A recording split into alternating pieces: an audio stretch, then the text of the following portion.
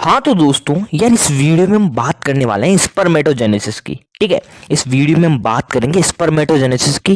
ठीक है, और हर एक लाइन कवर करेंगे एनसीईआरटी की स्पर्मेटोजेनेसिस से रिलेटेड। ठीक है, देखो यार गैमेटोजेनेसिस में दो चीजें आती हैं, स्पर्मेटोजेनेसिस और ooजेनेसिस। ठीक है, लेकिन इस वीडियो में हम केवल और केवल स्पर्मेटोजेनेसिस की बात करेंगे, अगली वीडियो में हम ooजेनेसिस की बात करेंगे। ठीक है, तो बिना देरी के यार बेहतरीन वीडियो स्पर्मेटोजेनेसिस पे स्टार्ट करते हैं। ठीक है, तो देखो सबसे पहले तो बात ये आती है यार स्पर्मेटोजेनेसिस का मतलब क्या होता है। ठीक है, ये स्पर्मेटोजेनेसिस होती क्या है, तो देखो इसको समझते हैं।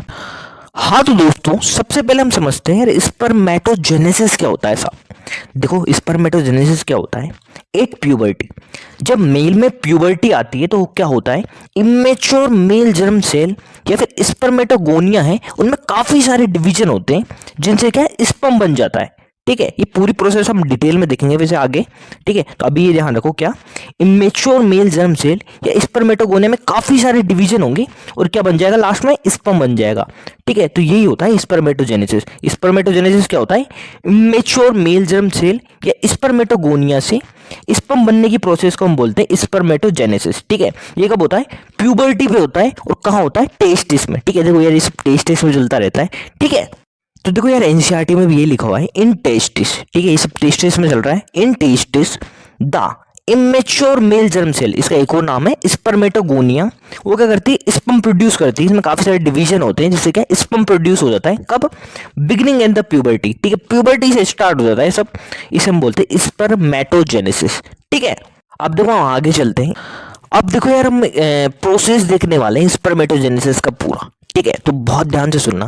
देखो होता क्या है, जो स्पर्मेटोगोनिया है या इमेच्योर मेल जर्म सेल है वो कहाँ होती है, पहली बात तो। ठीक है, जो सेमिनिफेरस ट्यूब्यूल है उनके इनसाइड वॉल पे प्रेजेंट होती है। ठीक है, तो देखो स्पर्मेटोगोनिया या इमेच्योर मेल जर्म सेल है वो क्या करती रहती है, माइटोटिक डिवीजन होते रहते हैं इनमें। ठीक है, माइटोटिक डिवीजन होते रहते हैं, माइटोटिक डिवीजन, जिससे क्या है इसकी संख्या है यानी इसके नंबर्स लगातार बढ़ते रहते हैं। लेकिन बहुत ध्यान से सुनना, देखो कुछ स्पर्मेटोगोनिया है डिफरेंशिएट हो जाती है और बन जाती है क्या, प्राइमरी स्पर्मेटोसाइट। केवल कुछ होगी, सब नहीं, ध्यान रखना। ठीक है, एक बार वापस क्या, देखो स्पर्मेटोगोनिया है ना, बताई देते कि सेमिनिफेरस ट्यूब्यूल है उसकी इनसाइड वॉल पे प्रेजेंट है। ठीक है, अब क्या यार ये लगातार अपनी ग्रोथ कर रही है माइटोटिक डिवीजन से। ठीक है, लेकिन होता क्या है, कुछ स्पर्मेटोगोनिया डिफरेंशिएट हो जाती है किसमें, प्राइमरी स्पर्मेटोसाइट में। ठीक है, तो ये ध्यान रखना। और एक और बात, देखो जो स्पर्मेटोगोनिया है इसकी प्लोइडी 2n होती है, प्राइमरी स्पर्मेटोसाइट की प्लोइडी भी 2n होती है, ये ध्यान रखना। ठीक है, तो यहाँ तक का एक बार एनसीईआरटी से पढ़ लेते हैं। तो ये लिखा हुआ है स्पर्मेटोगोनिया या इमेच्योर मेल जर्म सेल है, कहाँ प्रेजेंट होती है, inside wall of seminiferous tubule. ठीक है, और अपने यार नंबर्स बढ़ाती रहती है ना, मल्टीप्लाई करती रहती है बाय माइटोटिक डिवीजन। ठीक है ना, तो यार इनके नंबर इंक्रीज हो जाएंगे इससे। ठीक है, ईच स्पर्मेटोगोनियम है ना इज डिप्लॉयड। ठीक है, डिप्लॉयड होती है एंड कंटेन 46 क्रोमोसोम। ठीक है, अब ध्यान से सुनना, देखो some of the spermatogonia called primary spermatocyte है ना, जो क्या हो गया, देखो इसका डिफरेंशिएट हो गया, कुछ स्पर्मेटोगोनिया है डिफरेंशिएट होगी जिनको हमने बोलते हैं प्राइमरी स्पर्मेटोसाइट। ठीक है, देखो यार जो स्पर्मेटोगोनिया डिफरेंशिएट हो गए प्राइमरी स्पर्मेटोसाइट बना रही है, अब उनमें क्या शुरू हो जाएगा, मियोसिस। ठीक है, तो ये हम देखने वाले हैं आगे, है ना। तो देखो यार जो प्राइमरी स्पर्मेटोसाइट जो बनी है इसमें क्या होगा, मियोसिस होगा। ठीक है, तो सबसे पहले होगा फर्स्ट मियोटिक डिवीजन। सबसे पहले क्या होगा, फर्स्ट मियोटिक डिवीजन। देखो फर्स्ट मियोटिक डिवीजन होगा और क्या होगा, सेकेंडरी स्पर्मेटोसाइट, दो सेकेंडरी स्पर्मेटोसाइट बन जाएगी। ठीक है, दो प्राइमरी स्पर्मेटोसाइट है उसमें फर्स्ट मियोटिक डिवीजन हुआ और दो सेकेंडरी स्पर्मेटोसाइट बन गई। और यहाँ प्लोइडी भी देखो। ठीक है, देखो प्राइमरी स्पर्मेटोसाइट थी 2n। ठीक है, जबकि सेकेंडरी स्पर्मेटोसाइट n ही रहेगी, ध्यान रखना। ठीक है, अब देखो अब क्या होगा, बहुत ध्यान से सुन रहा, जो सेकेंडरी स्पर्मेटोसाइट है उसमें क्या होगा, सेकेंड मियोटिक डिवीजन हो जाएगा। ये देखो ये दो सेकेंडरी स्पर्मेटोसाइट जो बनी थी इनमें क्या होगा, सेकेंड मियोटिक डिवीजन हो जाएगा और क्या बन जाएगी, चार स्पर्मेटिड्स। चार स्पर्मेटिड्स, देखो इसमें डिवीजन हुआ, दो यहां से बनी है ना, इसमें भी हुआ, 2 यहाँ से बनी, तो 2 है ना सेकेंडरी स्पर्मेटोसाइड है वो 4 स्पर्मेटिड्स बना लेगी, 4 स्पर्मेटिड्स बना लेगी, ठीक है। और देखो ये जो स्पर्मेटिड्स है इन्हीं से आगे जाके बनेगा स्पर्मेटोजोआ या स्पर्म, ठीक है। एक बार क्या देखो, जो स्पर्मेटिड्स बने इन्हीं से आगे जाके क्या बनना है, स्पर्म या स्पर्मेटोजोआ। और बहुत इंपॉर्टेंट, स्पर्मेटिड से स्पर्म या स्पर्मेटोजोआ बनने की जो प्रोसेस है उसको हम बोलते हैं स्पर्मियोजेनेसिस। स्पर्मियोजेनेसिस क्या होता है, स्पर्मेटिड से स्पर्म बनने की प्रोसेस होती है स्पर्मियोजेनेसिस, ठीक है। एक बार फटाफट से रिवीजन कर लेते हैं, फिर हम एनसीईआरटी पढ़ेंगे, ठीक है। देखो हुआ क्या था, प्राइमरी स्पर्मेटोसाइट है तो उसमें फर्स्ट मियोटिक डिवीजन हुआ था और क्या बन गई थी, सेकेंडरी स्पर्मेटोसाइट, ठीक है। देखो ये प्राइमरी स्पर्मेटोसाइट है, इसमें डिवीजन हुआ, फर्स्ट मियोटिक डिवीजन, और 2 सेकेंडरी स्पर्मेटोसाइट बन गई, इसकी प्लोइडी एन है, ठीक है। फिर क्या हुआ, देखो सेकेंडरी स्पर्मेटोसाइट में सेकेंड मियोटिक डिवीजन हुआ और 4 स्पर्मेटिड्स बन गई, और स्पर्मेटिड्स से आगे जाके स्पर्म बनाती है, इस प्रोसेस को हम बोलते हैं स्पर्मियोजेनेसिस, ठीक है। यही लिखा हुआ है, a primary spermatocyte complete the first meiotic division. देखो फर्स्ट मियोटिक डिवीजन हुआ था और क्या बन गई थी, 2 सेकेंडरी स्पर्मेटोसाइट, ठीक है, lead to formation of 2 equal haploid cell. देखो हैप्लॉइड थी, एन थी, है ना, कोल्ड सेकेंडरी स्पर्मेटोसाइट, ठीक है, which have only 23 chromosome each, ठीक है। The secondary spermatocyte undergo the second meiotic division, ठीक है। देखो सेकेंडरी स्पर्मेटोसाइट थी, उसमें क्या होता, सेकेंड मियोटिक डिवीजन हुआ था और 4 इक्वल, है ना, क्या बन गई थी, स्पर्मेटिड्स बन गई थी, ठीक है। अब देखो स्पर्मेटिड से आगे जाकर स्पर्म बना रही थी, तो ये लिखा हुआ है the spermatids are transform into spermatozoa sperm by the process. इसको हमने क्या बोला था, स्पर्मियोजेनेसिस, ठीक है। तो इसको हम बोलेंगे स्पर्मियोजेनेसिस, ठीक है। अब देखो यार एनसीईआरटी है, इसमें यार स्पर्मेटोजेनेसिस का एक डायग्राम है, इसको भी समझ लेते हैं। वही है यार बातें, है ना, जो हमने पढ़ी थी। देखो प्यूबर्टी पे क्या होता है, जो स्पर्मेटोगोनिया है ना, वो क्या है, डिवीजन करते रहते हैं, माइटोटिक डिवीजन, ठीक है, जिससे नंबर बढ़ते रहते हैं। लेकिन कुछ स्पर्मेटोगोनिया में क्या हुआ, डिफरेंशिएशन हुआ और बन गई क्या, प्राइमरी स्पर्मेटोसाइट। अब देखो जो प्राइमरी स्पर्मेटोसाइट है इसमें क्या होगा, फर्स्ट मियोटिक डिवीजन होगा और क्या बन जाएगी, सेकेंडरी स्पर्मेटोसाइट, ठीक है। 2 सेकेंडरी स्पर्मेटोसाइट बन गई। फिर क्या हुआ, देखो सेकेंडरी स्पर्मेटोसाइट इसमें सेकेंड मियोटिक डिवीजन हुआ और बन गई क्या, स्पर्मेटिड्स, ये स्पर्मेटिड्स बन गई। और जो स्पर्मेटिड्स है ना, इसमें डिफरेंशिएशन हुआ और बन गई क्या, स्पर्मेटोजोआ, ठीक है। और एक और बहुत इंपॉर्टेंट टर्म थी यार, स्पर्मेटिड्स से स्पर्म बनने की प्रोसेस या स्पर्मेटोजोआ बनने की प्रोसेस को हम बोलते हैं स्पर्मियोजेनेसिस, ठीक है। तो यार ये भी खत्म हो गया इस तरह से। अब देखो यार एक टर्म आती है स्पर्मिएशन, बहुत इंपॉर्टेंट टर्म है। देखो स्पर्मिएशन क्या होता है, बहुत ध्यान से सुनना। अब देखो हम स्पर्मिएशन क्या होता है ना, इसको हम अलग से देख लेते हैं। देखो जो एनसीईआरटी है उसमें थोड़ी सी गलती है इसकी डेफिनेशन में, ठीक है। तो ये तो बिल्कुल सही है, तो ये वाली ध्यान रखना आप, तो है ना। देखो स्पर्मिएशन क्या होता है, after spermiogenesis sperm had become embedded in the Sertoli cell, ठीक है। ये तो सेम है, ये वाली लाइन तो एनसीईआरटी में भी क्या होता है, देखो स्पर्मियोजेनेसिस हो गया, है ना। तो अब क्या हुआ, जो स्पर्म जो बना है उसका हेड जो है वो धस जाता है, इम्बेडेड हो जाता है किसमें, सर्टोरी सेल में, ठीक है। और क्या होता है, फाइनली ये रिलीज होता है into lumen of seminiferous tubule, इसी को हम बोलते हैं स्पर्मिएशन, ठीक है। यहाँ थोड़ी सी गड़बड़ है यार एनसीईआरटी में, ये वाली बिल्कुल सही है लाइन, है ना। एक बार वापस क्या, देखो जब स्पर्म बना उसका जो हेड है वो इम्बेडेड हो गया सर्टोली सेल में और फाइनली कहाँ रिलीज होगा, ल्यूमेन ऑफ सेमिनिफरस ट्यूब्यूल, इसी को हम बोलते हैं स्पर्मिएशन, ठीक है। तो जरूर याद रखना, है ना। तो देखो यार एनसीईआरटी में थोड़ी सी गड़बड़ है, ये जो फॉर्म लिखा हुआ है गलत है ना, मैंने जो बताया वो बिल्कुल सही है, उसे याद रखना, ठीक है। अब देखिए जो अगला पैराग्राफ है यार, इसमें हम बात करने वाले हैं जो हार्मोन का रोल है स्पर्मेटोजेनेसिस में, इसकी हम बात करने वाले हैं, ठीक है। स्पर्म बनने की प्रोसेस में जो हार्मोन का रोल है इसकी बात करने वाले हैं इस पैराग्राफ में, ठीक है। तो देखो यार जैसे प्यूबर्टी आती मेल में होता क्या है, जीएनआरएच है इसका लेवल बढ़ जाता है।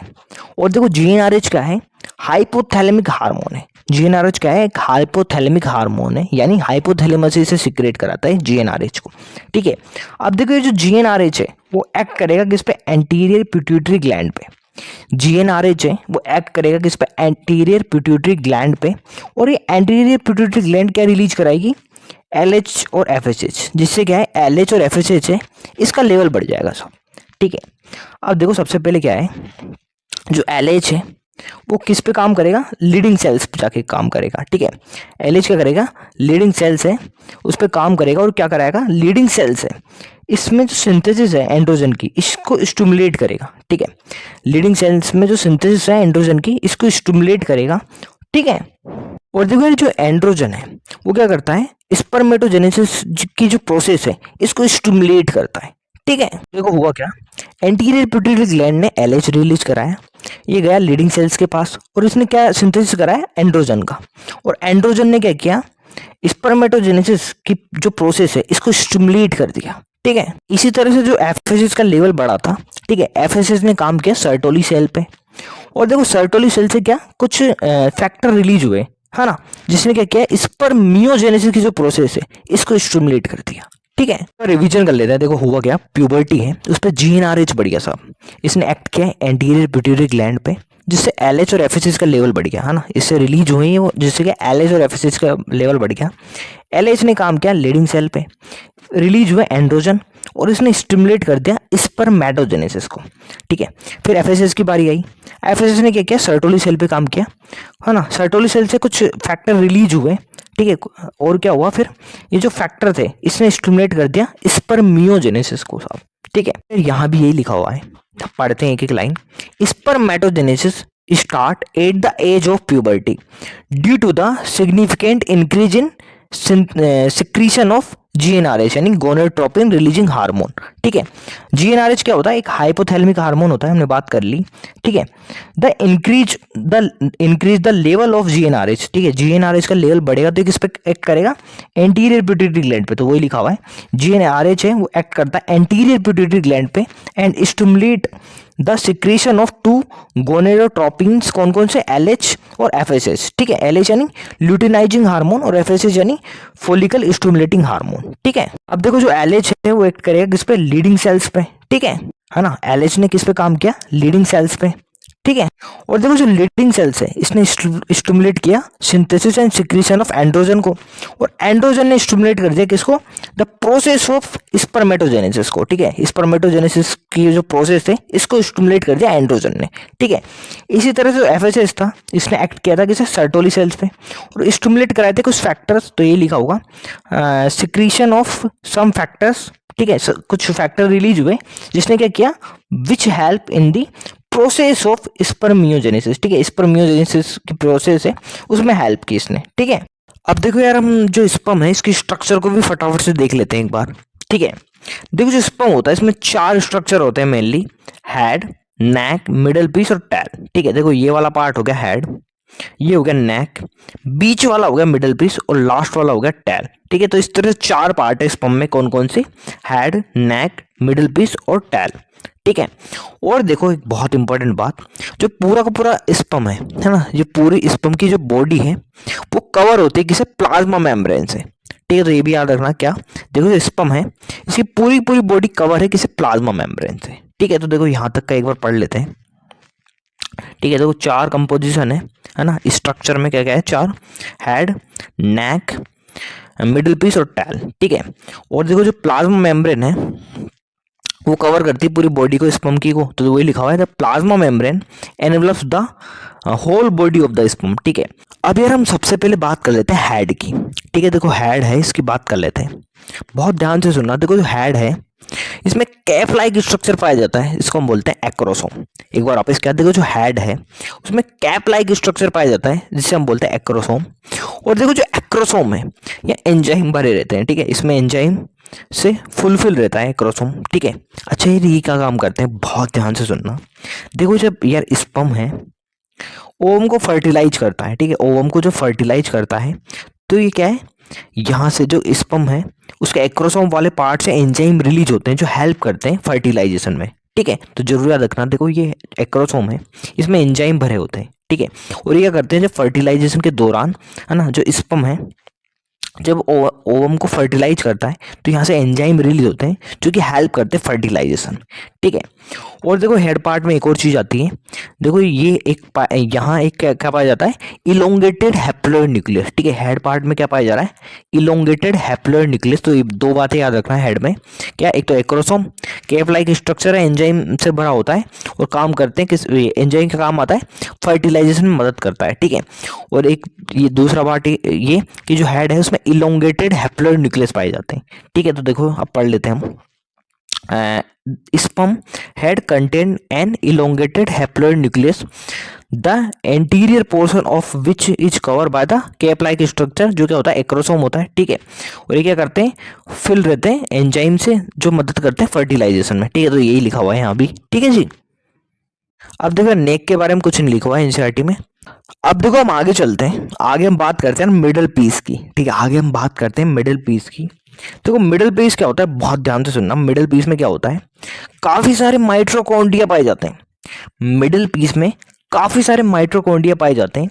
अच्छा यार, माइटोकॉन्ड्रिया इसका काम क्या होता है, एनर्जी प्रोवाइड करना, ठीक है। तो यार माइटोकॉन्ड्रिया है, एनर्जी प्रोवाइड करते हैं स्पर्म को मूवमेंट के लिए, ठीक है। देखो कैसे, देखो स्पर्म है, उसकी टैल है ना, ये क्या करती है, मूवमेंट करवाती है स्पर्म का, और इसको एनर्जी कौन प्रोवाइड कर रहा है, माइटोकॉन्ड्रिया, ठीक है। तो जरूर याद रखना, जो टैल की मूवमेंट है उसमें मदद कौन कर रहे हैं, माइटोकॉन्ड्रिया, है ना। माइटोकॉन्ड्रिया एनर्जी प्रोवाइड कर रहे हैं टैल की मूवमेंट के लिए, और वो कहाँ पाए जा रहे हैं, मिडल पीस में। वो कहाँ पाए जा रहे हैं, मिडल पीस में, ठीक है। तो यार यही लिखा हुआ है, the middle piece possesses numerous mitochondria, ठीक है। बहुत सारे माइटोकॉन्ड्रिया पाए जाते हैं, वो क्या कर रहे हैं, एनर्जी प्रोवाइड कर रहे हैं for the movement of the tail, ठीक है। टेल की मूवमेंट के लिए क्या कर रहे हैं, एनर्जी प्रोवाइड कर रहे हैं, that facilitate sperm motility essential for fertilization, ठीक है।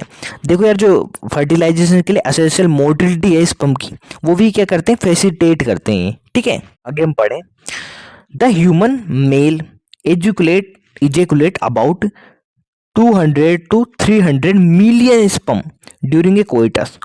देखो जो मेल है, ह्यूमन मेल, वो यार लगभग 200 से 300 मिलियन स्पर्म इजेकुलेट करता है कोइटस के दौरान या इंटरकोर्स के दौरान। तो जरूर याद रखना, देखो जब मेटिंग होती है, कोइटस होता है, इंटरकोर्स होता है, तब एक मेल के द्वारा कितने स्पर्म इजेकुलेट होते हैं, 200 से 300 मिलियन स्पर्म, ठीक है।